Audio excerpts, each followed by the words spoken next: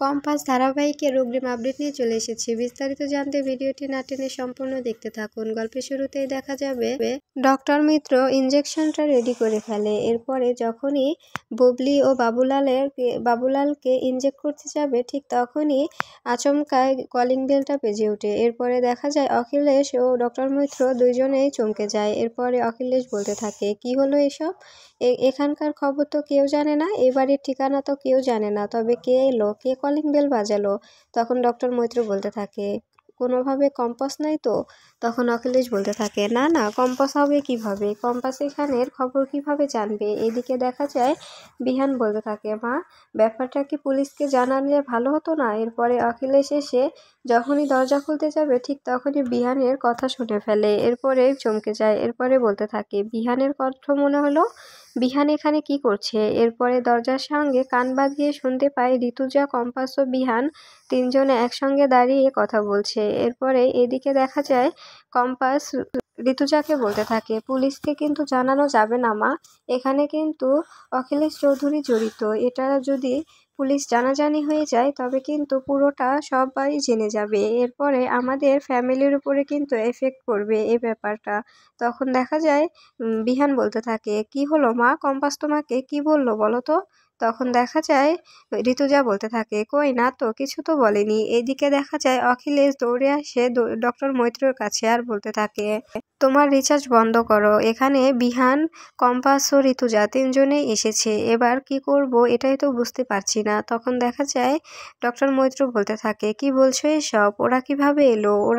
ওরা কিভাবে জানতে পারলো যে আমরা এখানে আছি? এরপরে দেখা যায় অখিলেশ বলতে থাকে, আমিও তো বুঝতে পারছি না। তখন দেখা যায় ডক্টর মৈত্র বলতে থাকে, আমি তোমাকে বারবার বলেছিলাম এই কম্পাস মেয়েটাকে সাধারণভাবে নিও না। ওই মেয়েটা অভিষেক ভৌমিকের মেয়ে, ওর মাথার ট্যালেন্ট দেখলে কি অনেক কিছুই বোঝা যায়। আমি ওকে খুব ভালো করে চিনতে পেরেছি। তুমি ওকে কেন কেন যে এভাবে নিয়েছো, সাধারণভাবে নিয়েছো, এটাই তো বুঝতে পারছি না। এরপরে দেখা যায় অখিলেশ বলতে থাকে, কথা না বাড়িয়ে এবার বাবুলাল ও বুবলির ব্যবস্থা করে আমাদের এখান থেকে পালাতে হবে। এদিকে দেখা যায় বারবার ডাকা সত্ত্বে দরজা না খুললে তখন দেখা যায় ঋতুজা বলতে থাকে, বিহান, ওরা দরজা খুলবে না, এভাবে কাজ হবে না। এবার আমাদের কিছু একটা করতে হবে, ওরা কিছুতেই দরজা খুলবে না। তখন বিহান বলতে থাকে, কেন মা, দরজাটা খুলবে না কেন? কি হয়েছে? ভিতরে কে আছে? তখন ঋতুজা বলতে থাকে, যেই থাকুক না কেন আমাদের সঙ্গে বিশ্বাসঘাতকতা করেছে সে কিছুতেই দরজা খুলবে না, তুমি দরজাটা ভেঙে ফেলো। এরপরে দেখা যায় বিয়ান দরজা ভাঙার জন্য দরজা ধাক্কাতে থাকে, কিন্তু কোনোভাবে দরজা না ভাঙলে তখন দেখা যায় কম্পাস বলতে থাকে, দরজাটাতে লাথি দিন, দেখুন ভেঙে যাবে। এরপরে দরজা লাথি দিয়ে ভেঙে পড়ে বিহান। এরপরে দেখা যায় ভিতরে এসে দেখতে পায় সেখানে কিছু নেই। এরপরে ঋতুজা বলতে থাকে, কম্পাস এখানেই তো ছিল, তবে কোথায় গেল? এই বাবুলাল ও বুবলিকে কি আমরা এখানেও পাবো না? ও কি এখান থেকেও হারিয়ে গেল? এরপরে দেখা যায় কম্পাসের পায়ের সঙ্গে বুবলির পা আটকে যায়। এরপরেই কম্পাস বলতে থাকে, মা, এই দেখো বাবুলাল ও বুবলি। এরপরে দেখা যায় বাবুলাল ও বুবলিকে এরকম অবস্থা দেখে চমকে যায় বিহান ও ঋতুজা। এদিকে দেখা যায় অখিলেশ বারবার ডক্টর মৈত্রকে বলতে থাকে, এবার যেভাবেই হোক আমাদের এখান থেকে বেরিয়ে যেতে হবে, এখন কিভাবে বেরোবো? তখন ডক্টর মৈত্র বলতে থাকে, এই দিক দিয়ে আরেকটা দরজা আছে, এদিক দিয়ে আমরা বেরোতে পারবো, তা না হলে সামনের দরজাতে বেরোতে গেলে ওরা আমাদের ধরে ফেলবে। আমাকে ধরলে কিন্তু চিনতে পারবে না, কিন্তু তোমাকে ধরলে তোমার পুরো ফ্যামিলির কাছে তুমি এক্সপোজ হয়ে যাবে। এরপরে দেখা যায় অখিলেশ বলতে থাকে, আচ্ছা, ও কিভাবে জানতে পারলো, দেখুন তো আপনি কিছু বুঝতে পারেন কি না? এরপরে দেখা যায় অখিলেশের ফোনটা নিয়ে ফোনের ব্যাক কভার খুলতেই সেখানে ট্রান্সমিটার দেখতে পায় ডক্টর মৈত্র। এদিকে দেখা যায় ঋতুজা বারবার বাবুলাল ও বুবলিকে ডাকতে থাকে, কিন্তু কোনোভাবে দুজনের একজনও চোখ খুলে না। এরপরে কম্পাস বারবার বলতে থাকে, এই বুবলি, উঠ না, ওঠ, তোর কি হয়েছে, তুই কেন কথা বলছিস না? কম্পাসের কথা শুনে ঋতুজা ভয় পেয়ে যায়। এরপরে বিহান বাবুলালকে বারবার ধাক্কাতে থাকে। এরপরে দেখা যায় ঋতুজা বিহানকে বলতে থাকে, কি হলো বিহান, তুমি এখনো দাঁড়িয়ে আছো কেন? অ্যাম্বুলেন্সকে ফোন দাও, ওদেরকে হসপিটালে নিতে হবে। এরপরে দেখা যায় বিহান হসপিটালে ফোন দেয়। এরপরে ঋতুজা এসে বাবুলালকে বারবার ডাকতে থাকে, বাবুলাল প্লিজ উঠো, তুমি এমন করে শুয়ে থেকো না। এরপরে বুবলিকে বলতে থাকে, এ বুবলি উঠ না, ওঠ, তুই এভাবে শুয়ে থাকলে আমাদের তো দেখতে ভালো লাগছে না। এরপরে কম্পাস বারবার বুবলির হাত ডলে দেয়। এরপরে বলতে থাকে, উঠো না বুবলি, উঠো।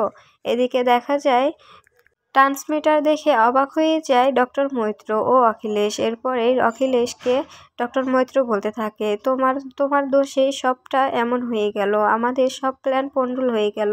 তুমি যদি একটু সচেতন হতে তবে তবে আর কিছু হতো না, তবে এই দিনটা আমাদের দেখতে হতো না, আমাদের শেষ শেষ পর্যায়ে এসে আটকে যেতে হতো না, বুঝতে পেরেছ? তখন দেখা যায় অখিলেশ বলতে থাকে, এসব কি বলছেন, আমি কি করেছি? আমি কি করে জানবো যে ও এরকম একটা কাজ করবে, আমার ফোনের মধ্যে ট্রান্সমিটার রেখে দেবে? তখন দেখা যায় ডক্টর মৈত্র বলতে থাকে, ও অভিষেক ভৌমিকের মেয়ে, ও যে কতটা ডেঞ্জারাস হতে পারে তুমি কি বুঝতে পারোনি? তুমি কি জানতে না? এদিকে দেখা যায় কম্পাস ঋতুজাকে বলতে থাকে, এবার কি হবে মা? অখিলেশ স্যার তো এখান থেকে পালিয়ে গিয়েছে, তুমি কিন্তু বিহানকে কিছু বলো না। বিহান স্যারকে যদি তুমি কিছু বলো তবে ও বিশ্বাস তো করবেই না, উল্টো তোমাকে আর আমাকে দোষী দোষী সাব্য করবে, কারণ আমাদের কাছে এ মুহূর্তে সেরকম কোনো প্রমাণ নেই। এরপরে দেখা যায় ঋতুজা মনে মনে বলতে থাকে, যদি বাবুলাল ও বুবলিকে ইনজেক্টটা করে দেয় তবে তবে হয়তো ওরা যদি মারা যায় তবে আমি নিজেকে কি করে ক্ষমা করব। অখিলেশ, তুমি যে এত বড় ক্রিমিনাল হয়ে গেছো আমি কখনোই জানতে পারিনি, তোমাকে শাস্তি পেতেই হবে। এরপরে দেখা যায় বাবুলাল ও বুবলিকে বাড়িতে রেখে এসে কলেজে চলে আসে কম্পাস কলেজে এসে অ্যালার্ম তৈরি করে নেয়। অ্যালার্ম তৈরি করে বন্ধুদেরকে দেখাতে থাকে। এদিকে মোনালিসা বলতে থাকে, তুমি যতই সুন্দর করে করো না কেন, যত সুন্দর করে করবে ততই ভালো, আর তুমি কষ্ট করবে ক্রেডিট নিব আমি। এরপরে দেখা যায় এদিকে কম্পাস তার বন্ধুদেরকে বলতে থাকে, দেখতো আমাদের অ্যালার্মটা কীরকম হয়েছে।